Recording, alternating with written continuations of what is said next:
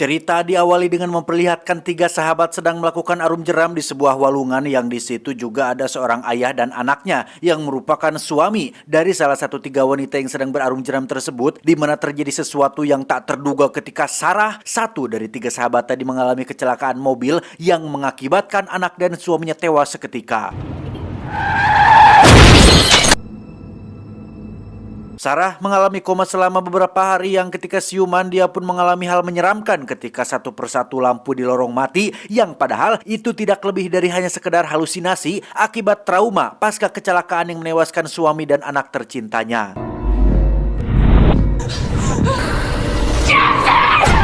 Dan inilah janda yang malang. Loh, dan inilah The Dashcam.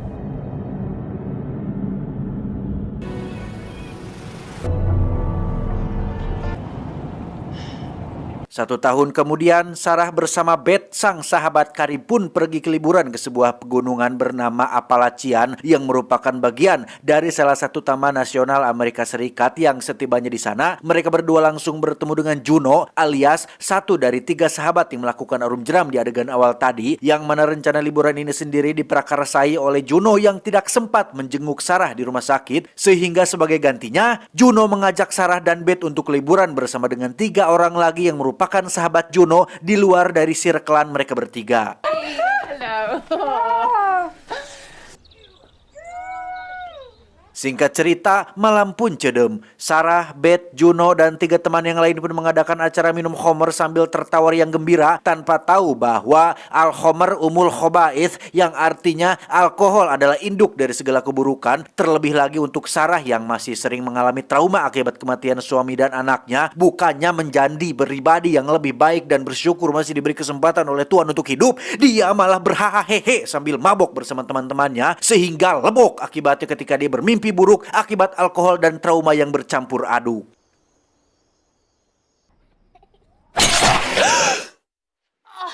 Keesokan paginya, Juno yang paling bersemangat di antara yang lain pun buru-buru membangunkan Beth dan Sarah untuk segera pergi ke tempat yang menjadi destinasi mereka berada di sini. Yang sebelum pergi, Sarah dan kawan-kawan pun memutuskan untuk foto bareng sebagai kenang-kenangan mereka pernah liburan bersama.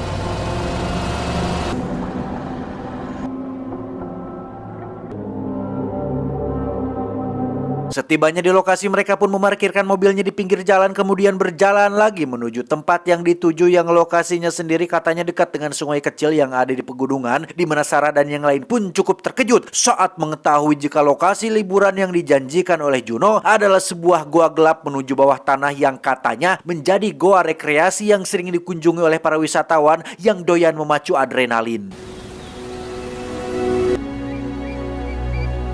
Sebagai yang paling tahu lokasi ini dibandingkan yang lain, Juno pun menjadi orang pertama yang turun duluan, disusul oleh yang lain, yang ketika sahabatnya turun dengan kecepatan tinggi, Juno pun langsung sosorongot alias sewot dengan memperingatkan sahabatnya itu agar tidak melakukan hal seperti ini lagi dan ikuti semua perintah atau arahannya. Sementara Sarah menemukan sesuatu yang menjadi awal pertanda sebuah mimpi buruk ketika ada jejak jari berwarna merah darah pada dinding goa, dan tiba-tiba...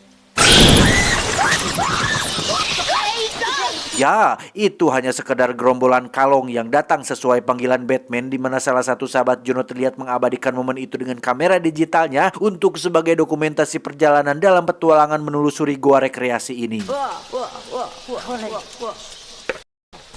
Smart ass. Layaknya goa konvensional pada umumnya, kondisi di dalam sini sangat gelap, lembab, dan penuh dengan dinding berbatu, di mana Sarah lagi-lagi berkeliaran sendirian yang ketika dia akan kembali, tiba-tiba...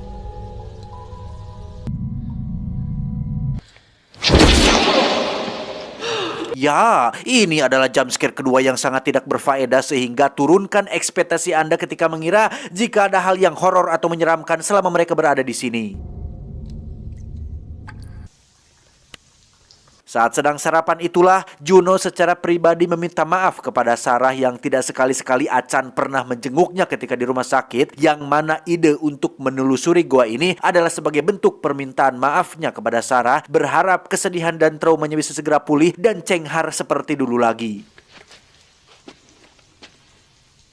Satu teman Juno pun tak sengaja menemukan rute baru berupa lubang kecil yang hanya cukup untuk satu orang saja, di mana Juno yang melihat hal itu pun bergegas mengajak yang lain untuk masuk. Padahal rute ini tidak ada di dalam peta, yang hal itu sempat dipertanyakan oleh Sarah juga. Tetapi Juno yang lebih berpengalaman dalam hal pergoaan dan pernah ngalap emas di Kalimantan pun pernah mengatakan jika petualangan tidak bisa dikatakan petualangan apabila belum mencoba sesuatu yang tidak ada di dalam peta atau buku. Careful.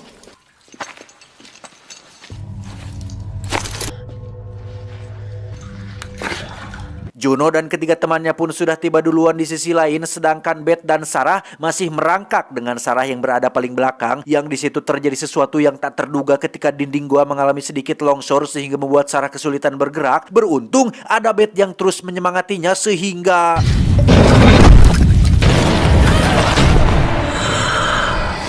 ya, celakalah Juno ketika nekat membawa 5 nyawa temannya ke dalam sini dengan satu-satunya jalan keluar yang sekarang sudah tertutup, yang ketika mereka meminta Juno untuk periksa lagi petanya, Juno pun akhirnya jujur bahwa peta tersebut dia sengaja tinggalkan di kabin karena dirasa tidak berguna. Yang alangkah terkejutnya mereka semua saat mendengar perkataan Juno yang jujur bahwa goa ini bukanlah goa wisata yang ada di dalam buku, melainkan goa baru yang belum dipetakan, belum pernah dikunjungi siapapun, dan belum diberi nama sama sekali. Don't try and justify this. Form Caverns was a tourist trap. Don't try and pin this. Niat Juno sebenarnya baik, ingin supaya Sarah lah orang yang memberikan nama untuk gua baru ini sebagai ganti atas ketidakmunculannya saat Sarah sedang dalam kondisi terpuruk selama 1 tahun ini. Tetapi jika seperti ini caranya, ya sarua jeung bohong atuh. Terus sekarang gimana, Caduk? We all lost something in that crash. Singkat cerita, mereka akhirnya menemukan jalur lain yang ketika salah satu teman berjalan terlalu terburu-buru,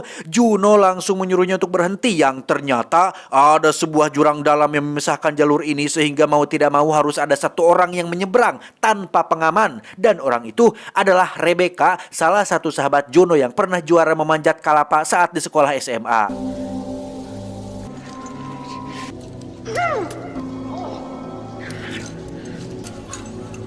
Rebecca berhasil melakukannya sehingga yang lain hanya tinggal ngagantung dan menyorosod menggunakan tali pengaman, yang ketika semua sudah diseberang, Juno yang paling terakhir pun kembali ngide dengan akan memanjat seperti yang dilakukan oleh Becca, karena katanya sayang jika talinya harus ditinggalkan begitu saja dan dikhawatirkan nanti akan butuh lagi, yang mana seperti sudah ada tebak, Rebecca pun mengalami kesulitan saat sudah setengah jalan dan tiba-tiba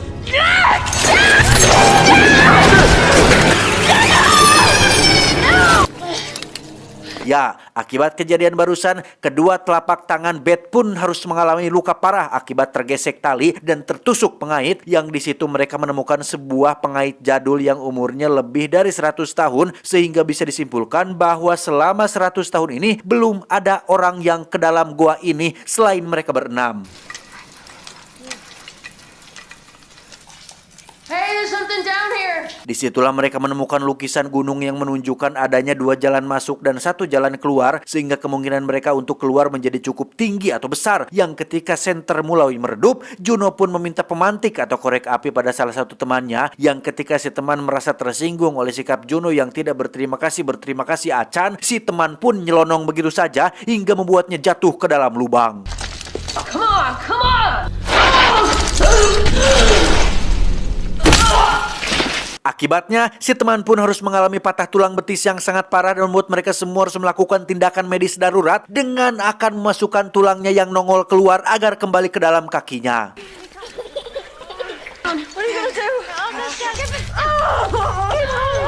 Sementara yang lain sedang sibuk merawat si teman, Sarah lagi-lagi keluyuran sendirian dengan maksud memeriksa jalur yang akan mereka lewati, yang justru membuatnya tak sengaja mendapati adanya sesosok penampakan pria di kejauhan dan tiba-tiba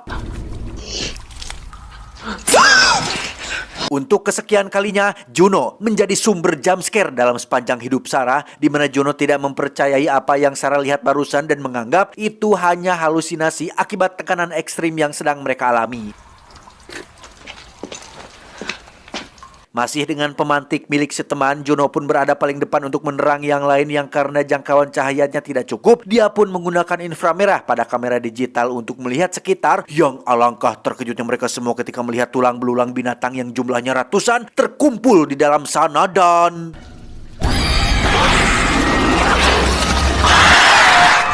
Ya, apa yang dilihat oleh Sarah tadi ternyata bukan halusinasi, karena di dalam gua ini terdapat sesosok makhluk misterius yang entah golongan apa. Mereka dengan cepat berjalan sesuai jalur yang ada, tetapi justru malah mendapati adanya suara makhluk tadi dengan jumlah yang cukup banyak.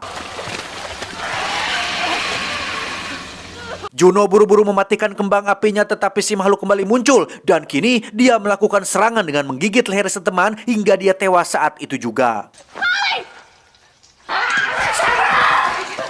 Mereka semua langsung lari sesuai jalur. Sarah tak sengaja terperosok lubang yang membuatnya jatuh pingsan, sementara Juno memilih untuk melindungi si teman dengan cara melakukan perlawanan kepada dua makhluk yang muncul bersamaan.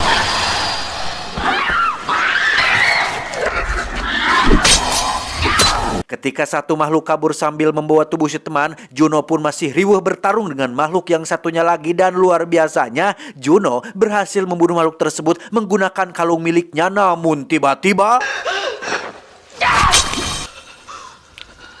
ya, Juno tak sengaja menusuk leher si Beth menggunakan kalung tajamnya. Niat membantu, justru si Beth harus berakhir di tangan sahabatnya sendiri yang akibat panik dan tekanan ekstrim yang sedang dialaminya. Juno dengan raut wajah penuh penyesalan pun memilih untuk pergi meninggalkan Beth yang sedang sekarat dan tergeletak sendirian di bawah sana. Sementara Sarah masih pingsan sendirian entah di mana dan Juno sedang dalam perjalanan menyusul, kita akan diperlihatkan Rebecca dan satu sahabatnya bernama Holly justru tak sengaja masuk ke dalam sarang yang menjadi tempat makan para makhluk ini. Mereka berdua langsung diam dan tak bergerak. Yang luar biasanya, cara tersebut berhasil mengecoh si makhluk yang melewati mereka begitu saja, hingga bisa disimpulkan bahwa makhluk-makhluk ini adalah makhluk tunanetra alias tidak bisa melihat dan hanya menggunakan suara dan bunyi-bunyian untuk berburu mangsanya. Kok suara habis suara saya, kok suara terakhirnya nggak Leo? Maksanya nyet.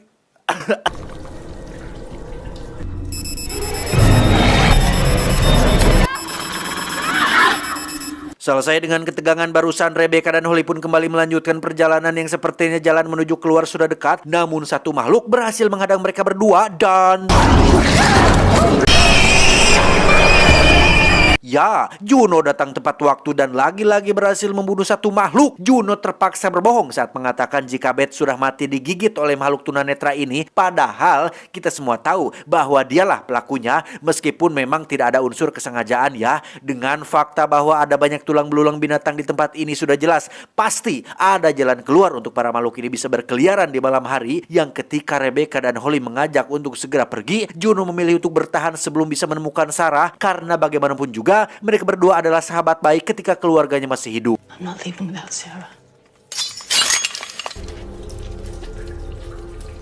Beralih ke Sarah yang sudah siuman, dia rupanya terjatuh ke dalam lubang yang menjadi tempat penyimpanan stok makanan para makhluk ini, yang secara kebetulan dia menemukan Beth masih hidup dengan kondisi yang sudah sekarat. Yang sebelum kematiannya, Beth akhirnya jujur tentang sebuah rahasia besar mengenai si Juno, yang ternyata dulu sebelum terjadinya kecelakaan, Juno dan mendiang suaminya sempat memiliki hubungan spesial dan sempat pernah beberapa kali melakukan hubungan layaknya suami istri, tepat di rumahnya, tepat di atas ranjangnya, mandi di toiletnya, sikat gigi pakai sikat giginya, odolnya juga. Sehingga alasan lain kenapa Juno meninggalkan Beth sekarat kemungkinan besar adalah sebuah kesempatan emas untuk Juno bisa melenyapkan nyawa satu-satunya orang yang mengetahui tentang rahasia besarnya tersebut.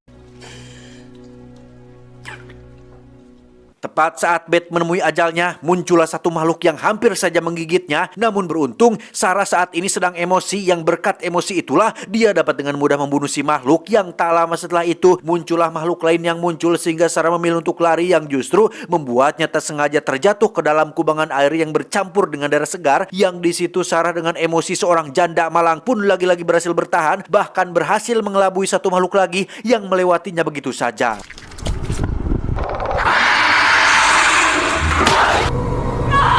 Kembali ke Juno, Holly dan Rebecca, mereka mendengar teriakan Sarah dan mengira jika dia sudah mati. Di mana saat Rebecca lari ketakutan, Juno justru malah masuk ke lubang lain dan Ya, Rebecca yang sedari awal ketakutan pun nekat memanjat dinding batu dengan tali yang masih kurang sehingga ketika satu makhluk muncul, dia pun harus tewas meski sempat menjatuhkan makhluk tersebut. Tak hanya Rebecca, Holly pun ikut diseret juga sehingga Juno terpaksa lompat ke dalam air yang di situ si makhluk rupanya belum mati dan Juno berhasil membunuhnya di dalam air. Dia pun lalu memanjat dan berhasil diselamatkan oleh Sarah yang datang tepat waktu. Tersisa mereka berdua. Dari raut wajahnya, Sarah terlihat sangat kecewa kepada Juno yang sudah menikung suami teman sendiri, sekarang malah membiarkan teman dekat sendiri mati. Namun Sarah tidak ingin mengikuti egonya dan memilih untuk bekerja sama mencari jalan keluar. Dan lagi, mereka tersengaja masuk ke lokasi yang menjadi tempat kumpulnya para makhluk tunanetra ini, yang dengan bermodalkan kapak panjat tebing, mereka berdua berhasil memberikan perlawanan kepada para makhluk yang tidak pernah nonton televisi ini.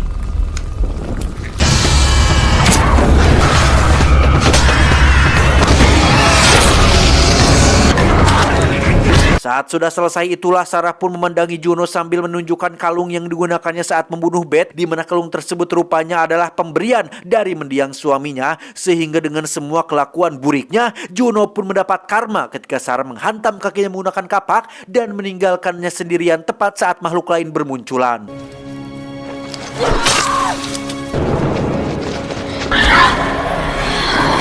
Saat sedang kabur itulah Sarah tak sengaja terpeleset dan jatuh ke dalam lubang hingga jatuh pingsan, di mana Juno sendiri harus dihadapkan dengan para makhluk yang mainnya keroyokan. Yang tak lama setelah Juno mati, Sarah akhirnya siuman dan melihat cahaya matahari yang merupakan jalan keluar dari dalam gua terkutuk ini.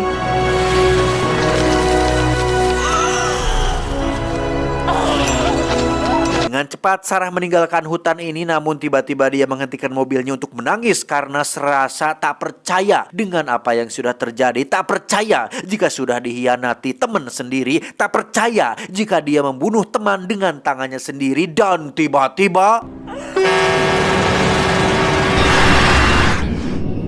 Ya, alangkah terkejutnya kita semua yang menonton saat mengetahui jika keluarnya Sarah dari gua ini tidak lebih dari hanya sekedar mimpinya saat jatuh pingsan tepat sesaat setelah Juno mati, sehingga kisah masih belum berakhir karena ada film keduanya yang akan tayang di tahun 2009 yang akan lalu. Tamat ending yang cukup mengentangkan. Mirip seperti film Fall tahun 2022 yang menceritakan sahabat yang ingin bermaksud baik mengajak liburan, tahu-tahunya si sahabat nikung pasangannya dan si yang ditikung mengalami halusinasi atau semacam mimpi buruk. Bedanya kalau film Fall terjebaknya di atas tower tinggi, kalau ini di dalam goa. Untuk makhluk goa ini sendiri saya tidak tahu persis apa makhluk itu, tetapi berdasarkan hasil riset tim IQ7, kemungkinan besar mereka adalah manusia goa yang berevolusi akibat hidup di dalam tempat yang gelap dan sempit sehingga bentuk fisiknya menyesuaikan dengan lingkungan. Tapi ya secara keseluruhan entahlah, hanya Pak Karni Ilyas yang tahu. Pesan yang bisa kita ambil dari film ini adalah orang yang melanggar aturan adalah sampah, tapi orang yang mengkhianati temannya sendiri itu lebih dari sampah di jarian. Ingat, beberapa orang akan menusukmu dari belakang, kemudian bertanya, kenapa kamu berdarah? Saya John, mewakili jajaran direksi IQ7 mengucapkan terima kasih dan sampai jumpa di video selanjutnya. Adios, behel emas tukang seblak. Cuau. Berat, suara saya habis guys. Terus teriak saya ini. Terlalu, apa ya namanya, terlalu bersemangat. Tapi ya, demi menghibur teman-teman semua, saya teriak-teriak seperti ini itu demi agar film yang dirangkum itu beradrenalin, tidak playa-playa seperti orang lain. Duh, sudah lama saya tidak tidak merangkum film yang beradrenalin seperti John Wick atau apa gitu, si Boyka, karena belum nemu film yang seru. Coba dong teman-teman di komentar ya, di kolom komentar, ayo berikan request film yang, tapi jangan film yang berbau drama ya. Film yang benar-benar full action gitu. Apalagi yang harus saya rangkum. Soalnya saya juga merasa kekurangan adrenalin. Harus pori-pori saya mulai tertutup nih. Pori-pori hormon testosteron saya sudah mulai tertutup. Harus dipacok lagi dengan film-film yang beradrenalin gitu. Coba kalau di kolom komentar ya kasih request ya. Teman-teman, jaga kesehatan semuanya seperti saya yang selalu minum banyak air. Karena selain kohal sungut yang udut terus gitu, jadi juga makan harus mengkonsumsi minum air supaya racun-racun, toksin-toksin di dalam tubuh saya itu bersih. Alhamdulillah. Jadi harus sehat teman-teman ya. Kalau teman-teman gak sehat nanti nggak bisa nonton video saya. Nanti saya nggak bisa AdSense. Kalau saya nggak punya AdSense, aduh mau dari mana saya bertahan hidup di dunia ini. Terima kasih buat teman-teman IQ 7. I love you all dan I love you kalian semua. Thank you.